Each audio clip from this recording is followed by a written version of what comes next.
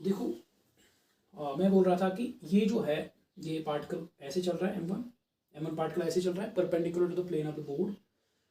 अब suppose particle यहाँ पे है, किसी इंस्टेंट पे पार्टिकल यहाँ पे है, किसी इंस्टेंट पे अगर पार्टिकल यहाँ पे है तो इसकी वेलोसिटी है टेंजेंट टू द सर्कल, तो वो इनवर्ड्स आएगी।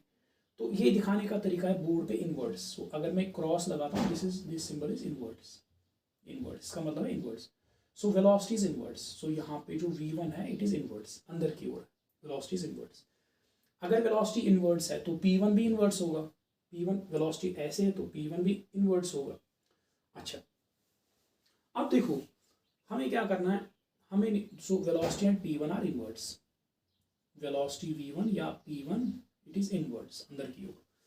अब हमें L1 की डायरेक्शन निकालनी है। L1 हमें पता है L1 it is equal to R1 cross P1, R1 cross P1।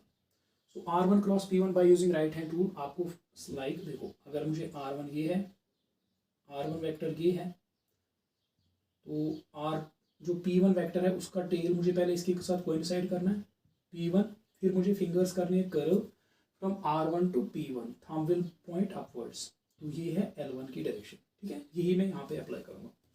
अब देखो यहाँ पे क्या है, यहाँ पे और एक मार्कर मुझे चाहिए। देखो ये है P1, ये पार्टिकल ऐसे चल रहा है, पार्टिकल किसी नस्टर पे यहाँ पे है। एक मिनट पहले यहाँ पे करेंगे, इनके टेल्स को पहले कोइंसाइड करेंगे। ये R1 जो है ये मैं प्रोड्यूस करूँगा, ऐसे ये है R1 वेक्टर, ठीक है, इसको मैंने प्रोड्यूस किया सो दैट R1 और P1 का टेल कोइंसाइड हो जाए। P1 का टेल यहाँ पे है एंड इट इज इनवर्ड्स और R1 ये है, तो इनके टेल्स आर कोइंसाइड है। देखो ये है P1 इनवर्ड्स जिसको मैंने क्रॉस से दिखाया क्योंकि बोर्ड पे दिखाने का यही तरीका है। ये है P1 इनवर्ड्स एंड ये है R1 ऐसे इस डायरेक्शन में। अब R1 ये है और P1 ये है। Curl your fingers, right hand fingers from R1 to P1, thumb will move upwards, that means this is the direction of L1, so L1 is upwards,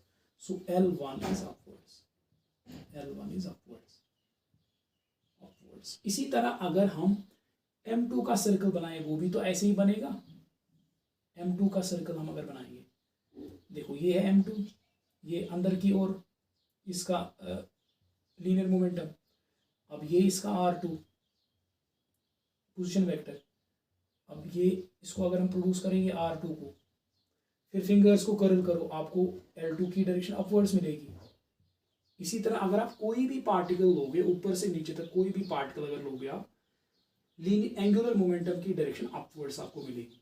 तो देखो M1 का एंगुलर मोमेंटम अपवर्ड्स, M2 का upwards, M3 का upwards, Mn का upwards, सारे जो है सारे एंगुलर मोमेंटा जो है अपवर्ड्स है। देखो इसका भी अपवर्ड्स, इसका एंगुलर L1 भी अपवर्ड्स, L2 भी अपवर्ड्स, L3 भी अपवर्ड्स, Ln भी अपवर्ड्स। तो जो L आएगा टोटल एंगुलर मोमेंटम वो पूरा अपवर्ड्स आएगा। इनका दिस प्लस दिस ये अपवर्ड्स आएगा। So direction of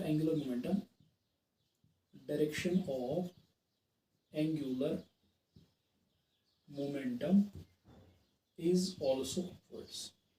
Angular momentum of the rigid body is upwards, ये ऊपर की ओर, ठीक है। तो हमने देखा इसमें कि जो ओमेगा है, ओमेगा अपवर्ड्स है, पहले ही हमने देखा ओमेगा अपवर्ड्स है, तो एंगुलर मोमेंटम भी अपवर्ड्स है। दैट मीन्स ओमेगा और एंगुलर मोमेंटम की डायरेक्शन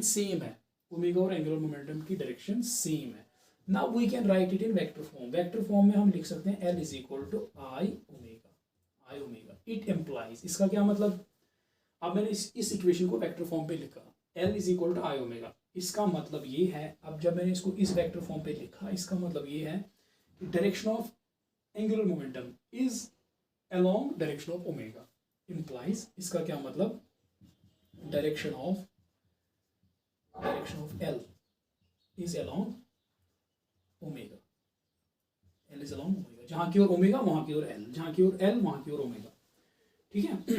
तो आई होप कि आपको अच्छी तरह से समझ आ गया होगा। कहीं पे अगर डाउट है आप मुझे कमेंट कर सकते हो कि यहाँ पे सर समझ नहीं आया। तो देखो एल इसको वेक्टर फॉर्म पे अगर लिखते हैं it is equal to I omega, ठीक है, ये इसकी vector form, L is equal to I omega, vector form पे मैंने इसको लिखा। इसका मतलब अगर एल इस डायरेक्शन में ओमेगा भी इसी डायरेक्शन में, अगर एल इस डायरेक्शन में ओमेगा भी इसी डायरेक्शन में, जिस डायरेक्शन में ओमेगा उस डायरेक्शन में एल। ऐसी ही एक इक्वेशन हम लीनियर मोशन में भी देखते हैं, इसके कॉरस्पॉन्डिंग इसके रेस्पेक्ट इस जैसी हम इक्वेशन देखते हैं लीनियर मोशन में। ये रोटेशनल मोशन की इक्वेशन है, रोटेशनल मोशन की इक्वेशन है। लीनियर मोशन की एक इक्वेशन है P, linear momentum P is equal to M into V, M into V. देखो कंपेयर करो, इसके राइट साइड में एंगुलर मोमेंटम, इसके राइट साइड में लीनियर मोमेंटम, ये है लीनियर मोमेंटम, लीनियर मोमेंटम।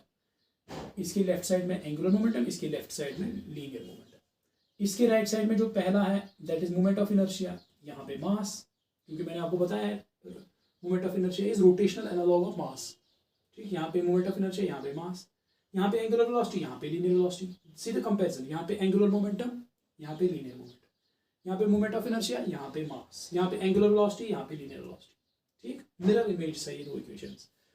अच्छा, इसी तरह हम इसमें देखते हैं, इस इक्वेशन में हम क्या देखते हैं, P और P and V have same direction, have same direction. और इस इक्वेशन में क्या देखते हैं, L and omega have same direction, have same direction. सीधे कंपैरिजन, बिल्कुल एक जैसी equations. So this is the relation between, ये है relation between angular momentum and omega. तो इसको हमने डिराइव किया, बहुत अच्छी तरह से समझा, इसकी डायरेक्शनल पार्ट भी हमने इसका देखा, हमने इसको डिराइव किया अच्छे से। तो नेक्स्ट वीडियो में इंशाल्लाह हम करेंगे principle of conservation of angular momentum.